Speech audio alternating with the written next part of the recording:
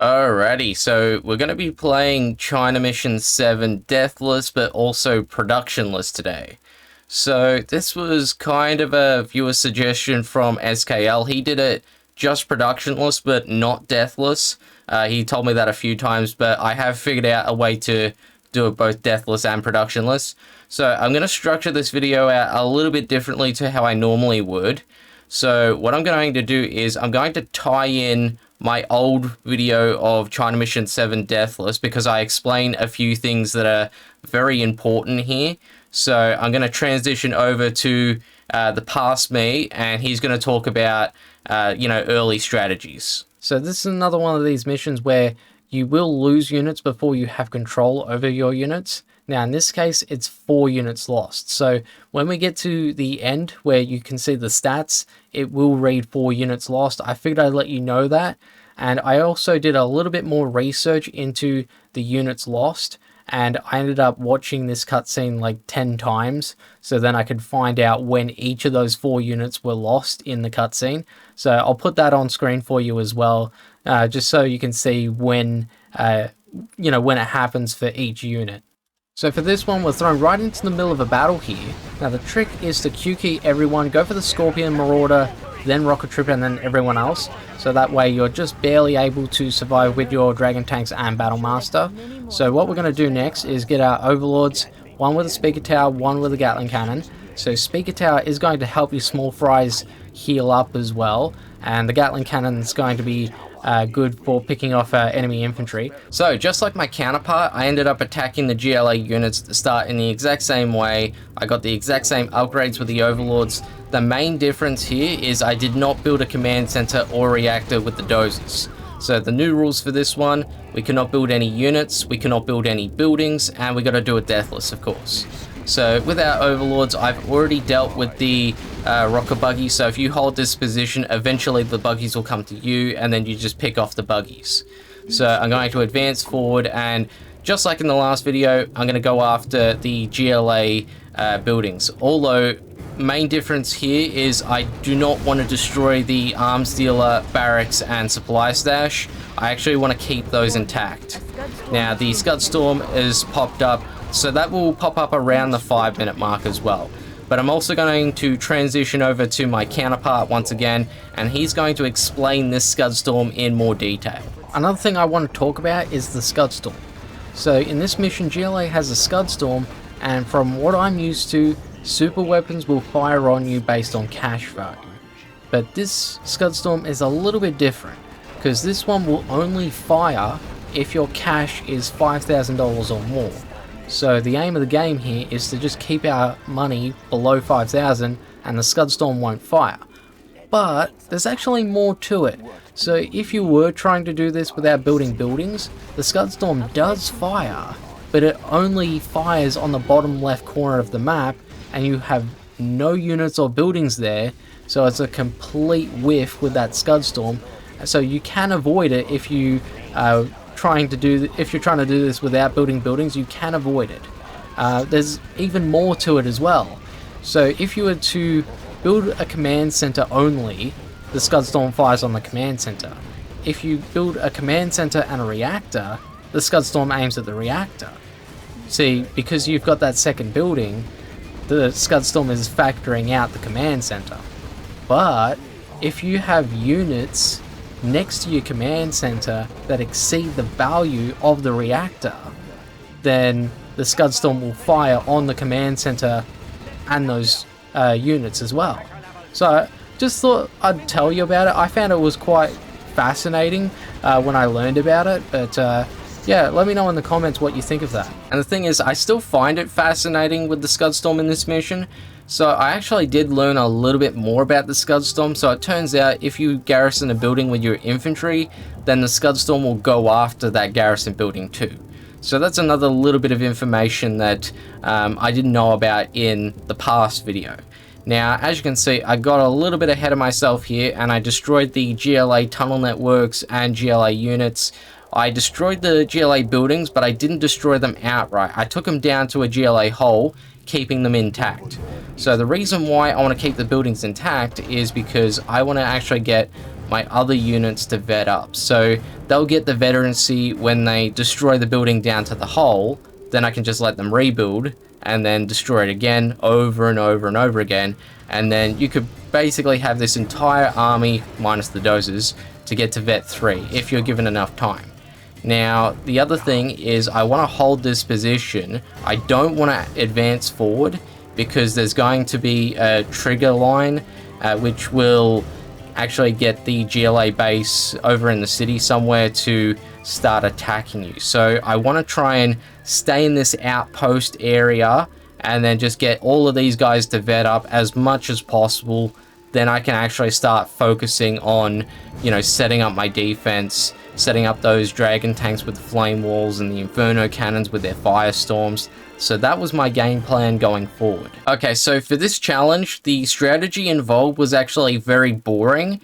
So I'm going to try and cut out a lot of the boring stuff, and I'm going to run through my saves that I dropped throughout the battle. So what you see on the screen, that was my outpost hold save. So I'm going to jump ahead to 1533. So I've just been vetting up my units. Now I ended up making a mistake and I ended up going past the trigger line that I mentioned earlier. So I am getting attacked by GLA units now. So my plan going forward was to actually advance not too far, just enough so then I could actually get to this slopey point over here roughly. So you get to this point, it makes it a little bit harder for the GLA units to get to you. See how it's sort of on an angle there? Beautiful. And take you out, please. So I need these guys to actually get into position. So with the time that I had, I was able to get 3 vet 3 dragon tanks, plus the inferno cannon got to vet 3 as well. Okay, that's a little bit too far. So I'll get you to flame wall over here roughly. I'll need you to turn around. I need you to flame wall here. And I want you to flame wall. He keeps going too far forward. So as you can see, everybody is within range of the speaker overlord as well. So everyone's getting the benefit. And we're mainly relying on the dragon to do the work here. There we go. That's roughly the positioning that I had in the mission going forward. Now, with our inferno cannon over here, we're just going to use him to destroy these GLA buildings to vet him up. And then once he's vetted up to vet 3, I can join up with this guy, and then I'll be able to do firestorms much more easily, and that'll reinforce that defense.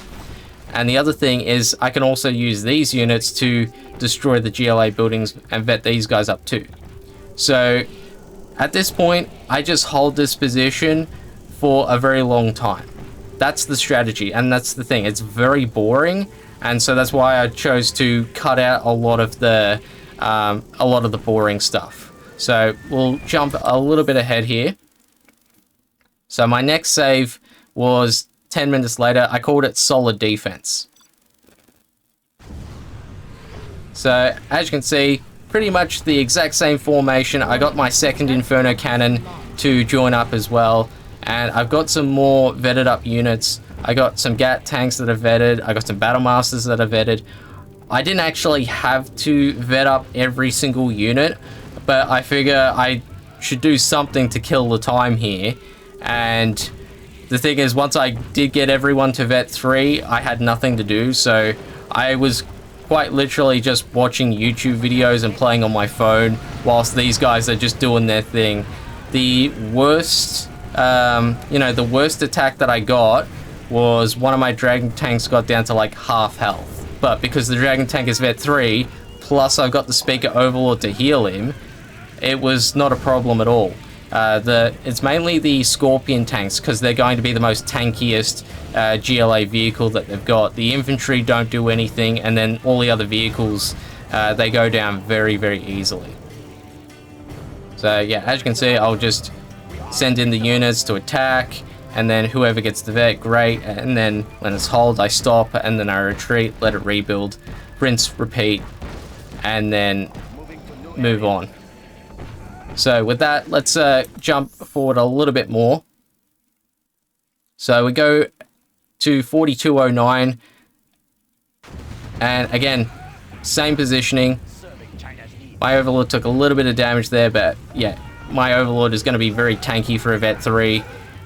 Everyone's Vet 3, even these tank hunters are Vet 3, and I did get one of my Battle Masters to advance forward a little bit to expose a little bit more of the map, so then I could see a little bit more of the GLA. So that was the only real changes from this save and the last save. And yeah, same positioning. Again, I was just on the phone doing nothing, and they, you know, I can just leave these guys to their own devices. I think it's an impenetrable defense here, so I think that I could just sit here all day pretty much. So I'll jump forward one more time to 1 hour and 10 minutes. So some of you might be thinking, okay, so why are you just holding the position? You know, like what's the purpose of this? So the purpose here is we're going to actually exhaust the GLA of all their money. So I actually went into World Builder and I started reading the scripts for this mission. So I actually did learn a little bit more about the mission. So it turns out that the GLA city base gets a cash injection of $50,000, and the GLA main base gets a cash injection of $250,000. Now, I could have also gotten my overlords to rush the city base at the very beginning, and it is possible to take it out, then retreat back to this position, and then set up the defense as well. So that would have been a viable strat, but I thought to myself, well, the GLA city base would run out of cash faster than the main base anyway, so I shouldn't be in too much trouble. And as you can see, these units are doing just fine. I can hold this position all day pretty much. Now, by exhausting the GLA funds, it means that they won't be able to build as many units, so the attack waves will be diminished, and then I can move in later on with the overlords. With the GLA main base, they only have one black market, and they have one worker gathering resources from, like, I think it's like 5 or 6 of those smaller resource piles, the ones that have $3,750 on them. So with that, even if we exhaust the GLA of that 250k, the amount of resources that they'll be able to collect just off one worker and one black market won't be a lot. So we're going to jump forward one more time to 1 hour and 8 minutes. So at this point, I decided to actually stop. So I'm going to hit the S key, get everyone to stop, and I did an attack order with my overlords. And I just want the overlords to advance forward enough, and then we'll get these dragons and inferno cannons back to work, because there is going to be a risk of GLA units coming after these guys as well. So we'll go forward just a little bit more, and then I'm going to flame wall in the exact same spot. I don't want these guys to move. And then we just control fire there. And then if you want, you can also get your battle masters to advance forward a little bit, and then they can basically take the place of the overlords. I mean, the Vet 3 battle masters, they won't be as powerful as the overlords, but they're still going to be solid enough in case the GLA was to send units this way. But it would have to be Scorpion tanks. That would be the only thing that could really be a threat to any of my vehicles down there. They'll mainly go for the overlords though. So with the overlords, we're going to make our way over to the GLA city base. So that was going to be the base that would run out of resources first. So with the 50k cash injection. Sir, GLA Commander Jarman Kell has been spotted in the field. Use the troop crawler to locate him. Okay, so as you heard, Jarman Kell is in the field here. So he's roughly in this section. So we don't want to go anywhere near there. And we just got the Scudstorm launching, and just like my past self showed you, it's going to fire over here, so I don't need to worry about that. So we'll keep advancing with our Overlords. There's still going to be some level of GLA resistance, but we should be able to deal with it now. So with that tunnel network that we just destroyed, you might notice that there was no rocket troops. So that's one thing. The tunnel networks, it seems like they've sent all of the rocket troops from the tunnel networks and lowered their defense to try and attack my defending area. So just like that, we'll go after the stash, then we'll go after the arms dealer. As you can see, there's still some more GLA units that are popping out. So they're not completely out of the woods yet, but the amount of resistance they've got is nowhere near as powerful as what it was before if I was to just rush them at the beginning. I'm going to go after this chemical factory as well.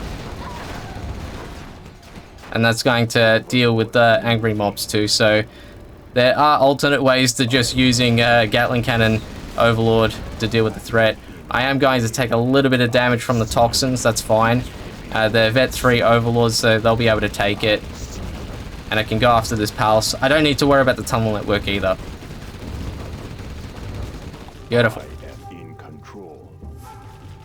So even though my Overlords are at half health, I don't need to worry about like standing in one place and then letting them heal. I can just keep advancing forward because I know that their resistance isn't good.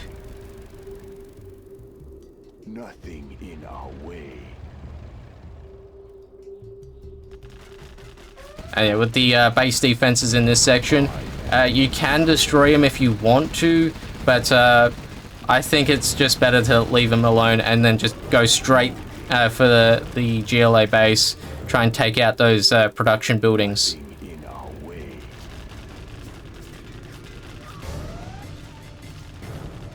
So let's hotkey these guys for a sec. So if I go back to my defending area, as you can see, no GLA units are going after me, so betting up every single unit was a little bit unnecessary, but again, like I said in the in an earlier section in the video, I was just killing time here because I had to just keep waiting for the GLA waves to diminish.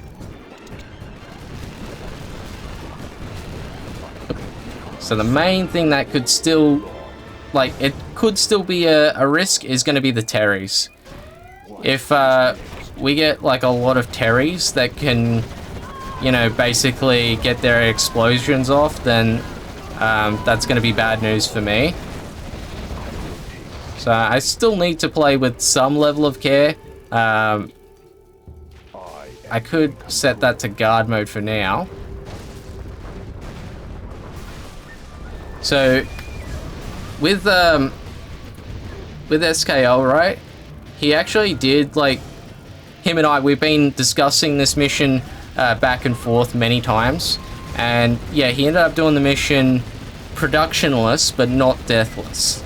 So that was the original challenge, and he told me in the comments that he had found a way to do it, which was editor's knowledge.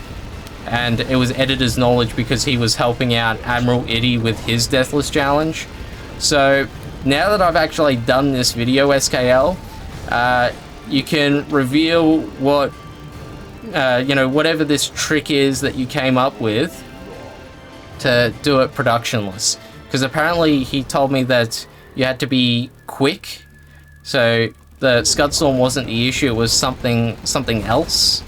But it was a case where you had to be fast in the way that you played. And as you can see in this video, I did the complete opposite of playing fast.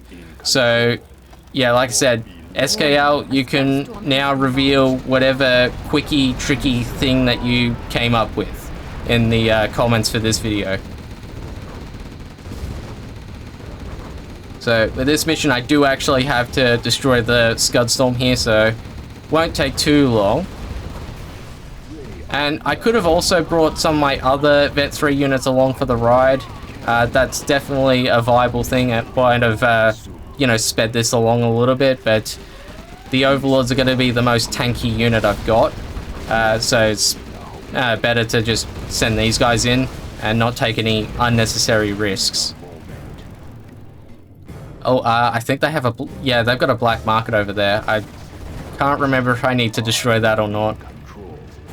I do know that if you destroy, like, the production... I think it's either all the production buildings or all the arms dealers, then the map gets revealed. So I think it's all production buildings.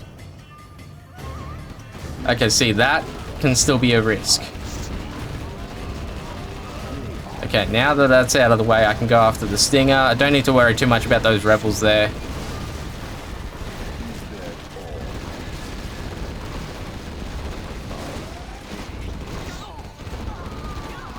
Nice work.